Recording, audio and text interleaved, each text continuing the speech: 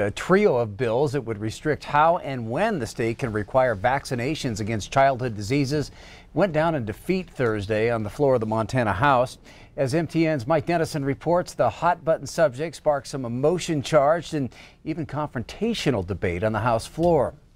The three bills took different approaches toward the same basic goal: allowing more people in Montana to claim religious or medical exemptions from having their kids vaccinated against childhood diseases like measles, mumps, or chickenpox.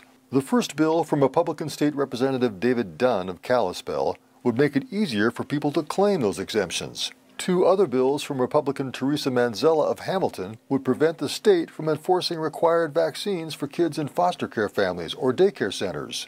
Dunn said it's simply an issue of freedom, and that vaccines cause many more problems than are reported. The medical-industrial complex has failed to protect our nation's children, and parents in popular culture bully people who disagree on the topic. Manzella said potential foster care families in Montana are being ruled out because they may object to the ingredients of some vaccines. I'm really having a tough time believing that I'm standing here on the House floor of the great state of Montana reporting to you that the cells of aborted babies are in our vaccines. The cells of aborted babies. Republican Greg DeVries of Jefferson City likened these babies to lab rats, prompting a formal objection from House Democratic leader Casey Schreiner. We need to be better, Mr. Chair. Inappropriate. We object. DeVries finished by saying citizens should not be compelled to inject vaccines into their bodies.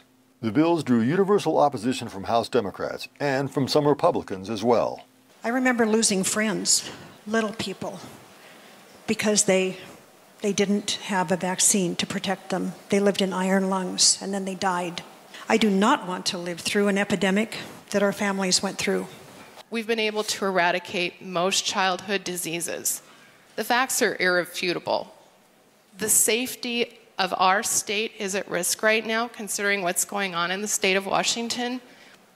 It's our responsibility to make sure that our children are safe. In the end, the bills failed by wide margins. 60-40 was the closest vote on the foster care bill, and 68-32 the biggest margin on the child care bill.